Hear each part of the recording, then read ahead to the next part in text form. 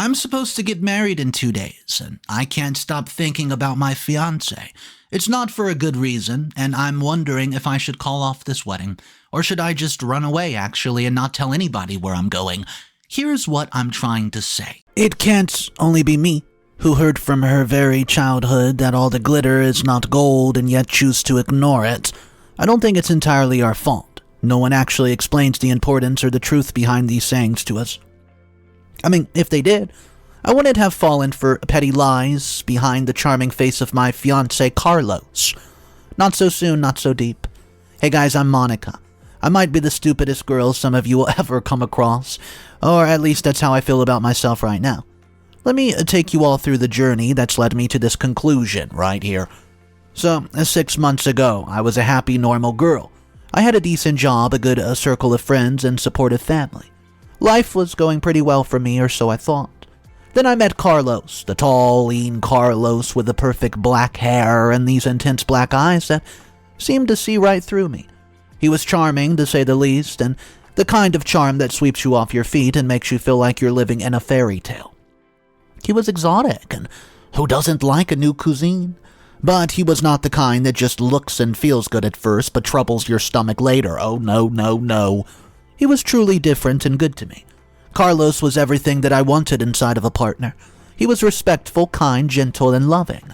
He had this amazing ability to understand me, to really get me, and that was something I had not found in anybody else. His emotional intelligence was off the chart. Even my girlfriends looked nothing when it came to his EQ, and you know how rare it is to find a man whose emotional range is anywhere even close to a teaspoon? So I truly felt that I hit the jackpot on this one. You could talk for hours about anything and everything, and I felt this deep connection with him that I'd never felt with anyone else before. Before I delve even deeper into my relationship with Carlos, let me tell you a little bit about myself and certain oddities I've experienced in this life, which I'm sure will shock you guys as much as it shocked anyone else I tell this to. See, I come from a pretty well-off family. My father, a successful businessman, entrepreneur, who made sure that we were never left wanting anything. My mom, though, she passed away when I was just a baby. I was fortunate enough to have a wonderful stepmother. I know this is sort of unheard of here, but her name was Susan, and she stepped in and treated me as her own. She was kind, loving, and supportive, which is more than I could have ever asked for, and my stepbrother Andrew. He was great. We got along well and grew up together in a large, beautiful house that my father left us when he passed away a few years ago. He left us a substantial amount of money, ensuring that we would be well taken care of after his demise. Well, our home was more than big enough for the three of us, and we often rented out the upper floors to tenants just for extra money. That's how I met Carlos. He moved in about a year ago. Though he was not wealthy, he was independent, decent earning of a man. He started living on the upper floor we did not use much, and over time we became friends. It wasn't long before our friendship blossomed into something more and we started dating. From the moment I met Carlos, he had a way of making me feel like I was the center of the universe. Carlos's charm was not just about grand gestures. It was in the little things that he did that made everyday moments feel like magic. Carlos was also great with my family, which means a lot to me. My stepmother, Susan, and my stepbrother, Andrew, both like him instantly. He had this way of making everyone feel comfortable and valued. He would help Susan with dinner, always complimenting her cooking and engaging in lively conversations with her. With Andrew, he bonded over sports and fitness, often joining him for morning runs. Look, the reason I'm telling all this to you guys is because I don't want you to judge me on what I'm about to tell you next. Because that's what the stupid part is. Anyways, through all of this, he won my heart easily. And slowly, 6 months flew by and he was perfect. He planned, he cooked, he noticed little things, and even treated my family like his own. Looking back, it's easy to see how I fell for Carlos so quickly. He was charming, thoughtful, and made me feel loved in ways that I've not experienced before. He seemed to be the perfect boyfriend. Seeing him fit in so seamlessly in my life made me believe that he was the one I could build a future with. Little did I know that behind all the charm and kindness there were secrets that would shatter the perfect image I had of him. Trust me, I'm getting to why soon. So, about 2 weeks ago, like always, he took me out on this little perfect date and said the words every girl dreams of hearing. He tells me that he's never been more certain about anything in his life and asked me to marry him. I was over the moon.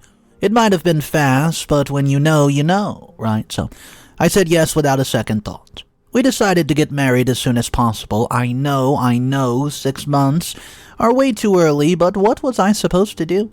I loved him, and I thought that he loved me too. And that crap about hitting the jackpot, my head was full at the time, so yes. I said yes to marrying him within 6 months of us dating. And not just said yes, but said yes to getting married in 2 weeks' time. Yes, I had lost my mind. He said all the sweet things about wanting to start his life with me as soon as possible and a million other things. I spent the last 2 weeks preparing for my dream wedding. Going through a million decisions a day, making sure everything is perfect for the day when I'm supposed to start the new chapter of life. However, today, this morning, I received a letter from the immigration department. Carlos was supposed to receive it, but on my way out, I picked it up. Carlos's name and the immigration department symbol on the same piece of paper, it naturally piqued my interest, and I'm glad it did. Because when I opened up that letter, it told a story that made me question the entire existence of our relationship. It stated that Carlos's visa was set up to expire in 3 days.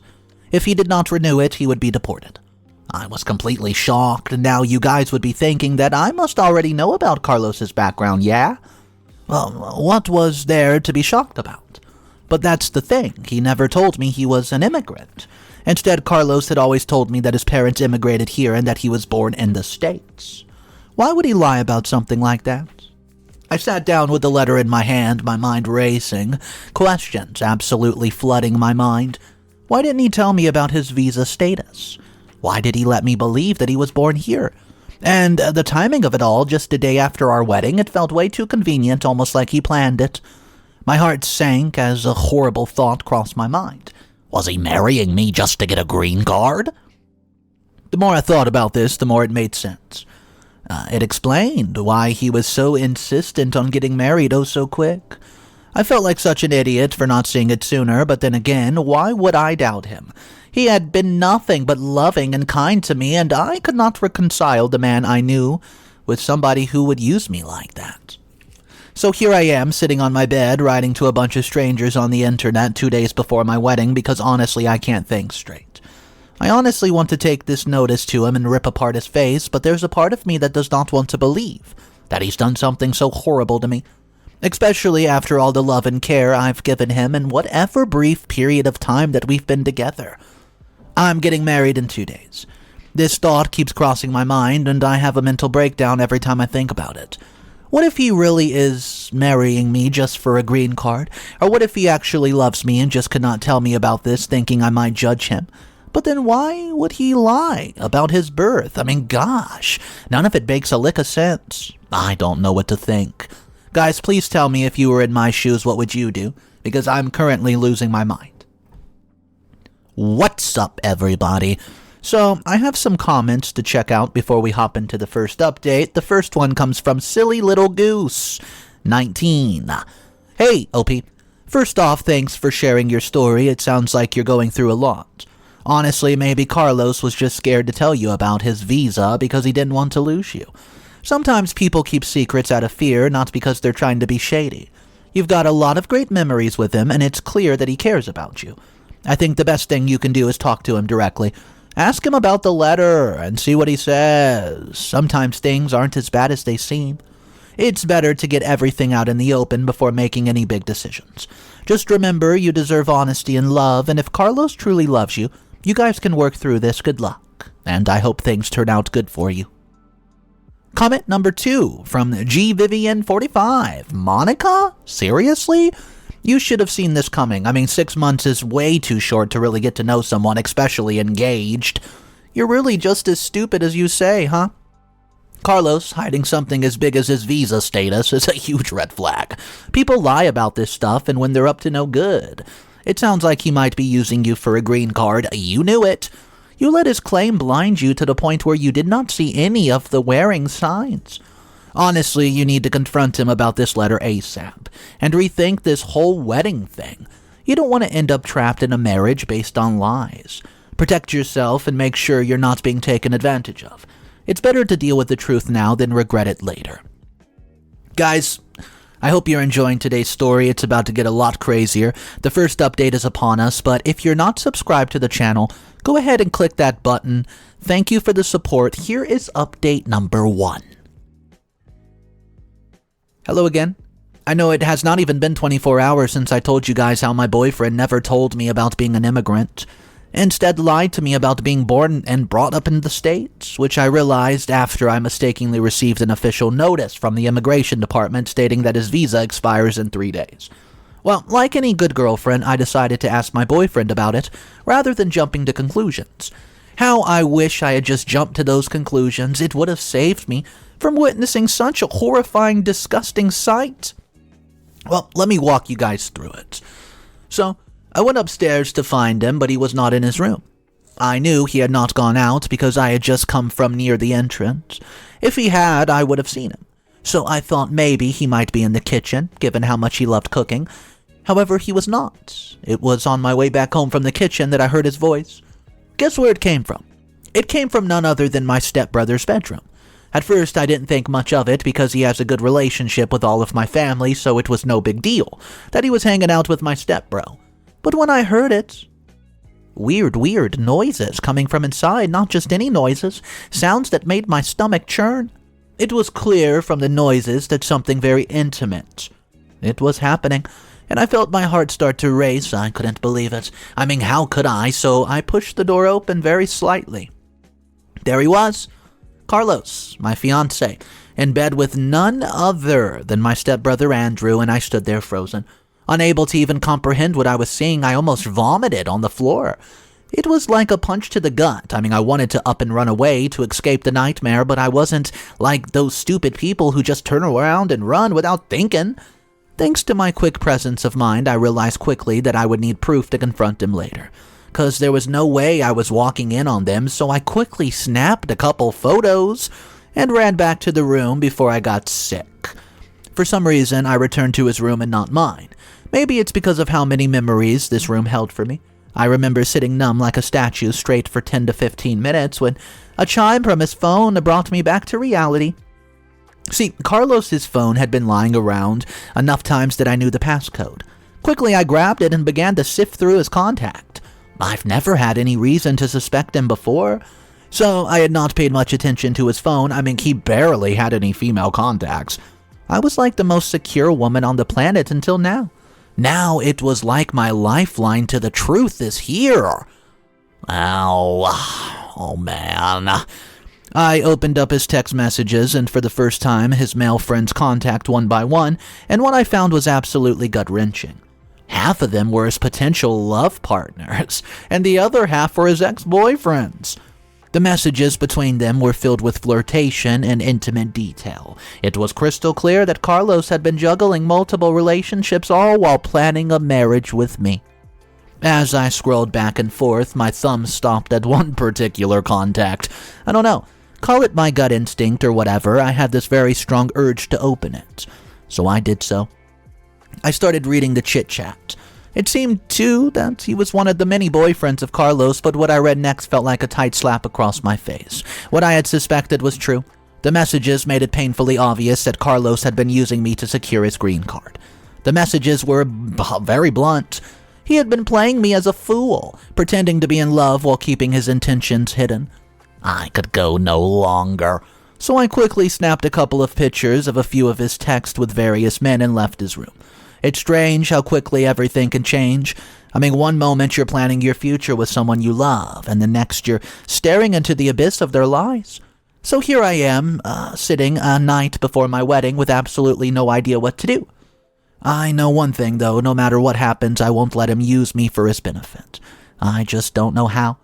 Do you have any advice? If yes, please let me know as soon as possible. I'm pretty desperate here. Update number 2. Hey, it's been 2 days since I last updated you, and yesterday has been one hell of a day. But first I want to thank you all who came through for me in such a short time with so many kind messages and brilliant advice. You're all angels upon this earth. Now let's get right into it. So the next morning I woke up with a clear mind. I was determined to make Carlos pay and let everyone know the truth about his fake charming face.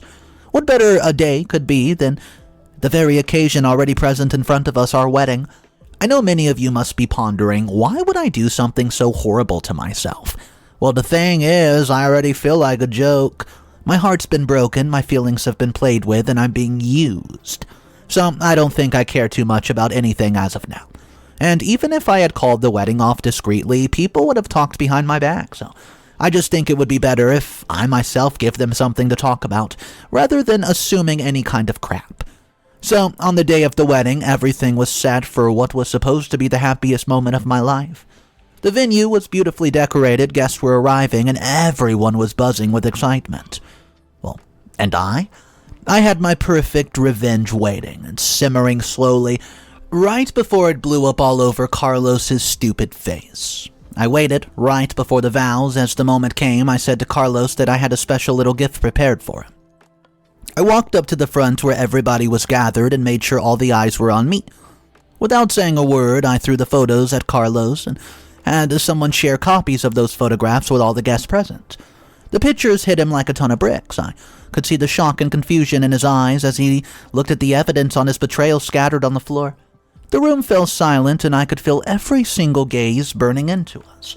I then told everybody how he thought that he could use me to get a green card and get away with it. I went back at him and slapped him hard in front of everyone, saying, This is what you deserve, if even for a moment you thought you could get away with taking advantage of me, Carlos." I said a ton of other things too, which were not respectful enough for me to write here, but you better believe that I told him to take his lying, cheating behind and crawl back to whatever part of the planet he came from, and left the venue. Oh no, before I left, another very satisfying thing happened though. My stepmother rushed towards my stepbrother and slapped him across the face, calling him all sorts of names and asked him to never show his face ever again. Not going to lie, but it felt good. As I stormed out of the venue, I felt a mix of relief and sadness as I walked away, leaving the chaos behind me. Carlos completely exposed and humiliated, I had no choice but to go into hiding. I didn't really look back. I knew that was the end of it. I had confronted the lie, and now it was time for me to move on. I just don't think that it would be that easy, you know? Everything aside, I really thought Carlos was the one, and now that everything is said and done, I'm left alone to struggle through the aftermath of his betrayal. Let me know if you guys might have any advice on moving forward, if you've ever been in such a mess like me. Update number 3, final update of the story. Hello again, everyone. Honestly, I did not expect to come back either. However, a day after I last updated, something happened, and it just made things a whole lot better. Let me tell you from the beginning. So, the day after the wedding, I didn't really think much about Carlos. I mean, of course, I thought of him, missed all the fake promises he had made to me and whatnot, but for some reason, I didn't think much about what happened to him or where he went. That was until the people from the immigration department were knocking at my door, inquiring about him and whether I had seen him or not, or knew about his whereabouts. I told them, though, he used to live here. There had been no sign of him for the past 2 days, and most of his belongings were cleared. Naturally, they knew about the wedding. I mean, how did these people know everything? I don't know. So they asked me a couple of questions regarding it, which I was easily able to answer considering I did catch him cheating on me. I didn't mention anything about him marrying me for a green card, as it did not feel safe or right to tell them.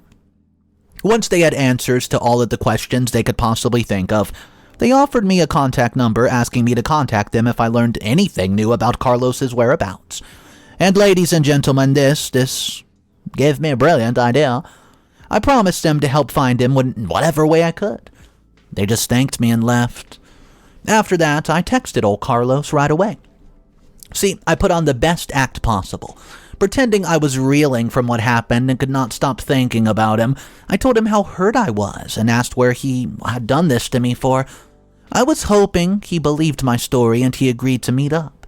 To my surprise, he took the bait, hook, line, and sinker. He called me back and said that he wants to meet at a secret pub that night. He probably thought he could still charm his way out of the trouble and maybe get me to marry him after all.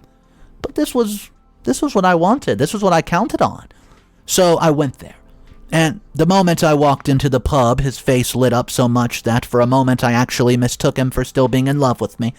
But I knew better. So I kept my composure. He came directly to me, clearly thinking that he had another shot at convincing me. He jumped up, all apologies in the air and promises, and he was going on and on about how sorry he was and how he wanted to fix things. He made all these grand promises about our future together. I played along for a moment, letting him dig his own grave, inch by inch, dirt by dirt. Then I told him I'd brought him a tiny little surprise. Immigration officers, that's right. They walked out behind him, and Carlos's face went from relief to sheer panic in an instant. His smile disappeared, and he started to freak out. He was shouting at me, calling me names, and begging for a chance to explain. It's too late for that. The officer stepped in, and before I knew it, Carlos was being arrested. It was all over quickly, and they took him away, and let me tell you guys, it was satisfying as hell. I guess you can call me, whatever you want, but I call this closure. It's been almost 2 months since that day I saw him getting arrested, and guess what? Carlos got deported and barred from ever coming back to the country. How do I know? Well, my stepbrother came to visit yesterday. His once handsome face looked disheveled. But it wasn't just because of the extreme life outside of our house, but because of a heartbreak similar to mine. Turns out, stepbro was in love with him and Carlos, and, well, Carlos had him wrapped around his pinky, as he did with me. Maybe a little more.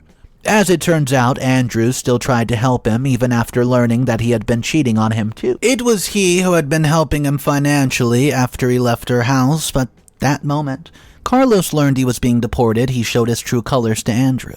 Well, we can just conclude that he knows better than to fall for his fake, charming face now. Honestly, though, I did not appreciate the betrayal that came from my stepbrother. I could understand where he was coming from. So I simply told my stepmother that if she wished, he was allowed to be back in our house. It was pointless to hurt my own stepbrother for a lying jerk who is no longer in our lives. Well, my stepmother did allow him to come back to the house, but he's to make up for all of that, and he's done. So for the whole next year, he's to pay rent and help me out with the business. Honestly, I think she made the right decision. What do you guys think? Well, this is it for my story. Thank you all for being so kind and supportive to me throughout my journey. That's it. Goodbye.